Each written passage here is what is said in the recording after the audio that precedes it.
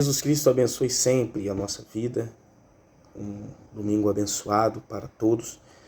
A palavra de Deus, estamos aqui com o texto em 2 Timóteo capítulo 3, versículo 16, vai dizer que toda escritura divinamente inspirada é proveitosa para ensinar, redarguir, corrigir e instruir em justiça, para que o homem de Deus seja perfeito e perfeitamente instruído para toda boa obra. A palavra de Deus, ela serve para nos instruir, ela serve para nos corrigir, ela serve para nos ensinar, né? Por isso ela é lâmpada para os nossos pés e luz para o nosso caminho. A lâmpada, ela traz luz, né? A luz traz iluminação. E eu gostaria de compartilhar uma lição que se encontra na história do rei Josias. Quando nós vamos para o livro de 2 Reis e 2 Crônicas, nós vamos ter a história dos reis. E houve um rei da tribo do Reino do Sul, da tribo do Reino de Judá, chamado Josias. Foi um rei temente ao Senhor, fiel a Deus, foi um rei piedoso, porém ele agiu sem sabedoria nos seus últimos dias. Se nós fôssemos colocar um nome nessa lição, nós poderíamos chamar essa lição da seguinte forma: a falta da sabedoria pode chamar a morte. E por que nós estamos falando isso? Porque quando nós vamos para o livro de 2 Reis, capítulo 23, versículo 29 e 30, e o livro de 2 Crônicas, capítulo 35, do 20 ao 27, nós vamos ver que o rei Josias, ele agiu de uma forma sem sabedoria. E nós precisamos entender, irmãos, que existem problemas que não são nossos.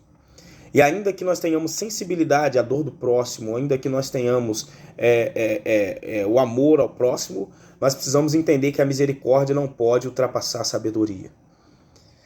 Que foi o que aconteceu com o rei Josias? A Bíblia vai descrever que o rei do Egito, Faraó Neco II, ele vai entrar na guerra com o rei da Babilônia. Então ele estava indo em direção ao rei da Babilônia, para essa guerra, o território babilônico, e a Bíblia vai dizer que Josias, então, ele se intromete nessa guerra. E o rei Faraó Neco II já havia falado por Josias que era um mandamento de Deus e que ele não tinha por intenção guerrear contra Judá e contra Josias. Porém, Josias insiste e vai para essa batalha. Muitas das vezes, nós vamos atrair para a nossa vida, independente de nós termos uma vida temente ao Senhor, uma vida de fidelidade ao Senhor. Mas a Bíblia vai dizer em Gálatas capítulo 6, versículo 7, não os deixe escarnecer. Aquilo que o homem plantar, certamente colherá. Embora eu possa ter uma vida de fidelidade ao Senhor, de temor ao Senhor, mas algumas ações podem me custar muito caro. Porque o que eu planto eu colho. Então Josias ele vai e entra num conflito com Faraó, com Faraó Neco II, rei do Egito, e ele é ferido. E dessa ferida de guerra, Josias vem à morte. E fica para nós uma lição. Nem toda guerra ele é nossa. Nem todo conflito ele é nosso. Nem todo problema ele é nosso. Embora eu possa ter uma sensibilidade com o próximo, com a luta do próximo, eu possa ter uma sensibilidade com a dor do próximo, mas eu preciso ter sabedoria para entender que nem tudo eu devo me meter. Não chame para o seu casamento a morte. Não chame para a sua vida financeira e profissional a morte.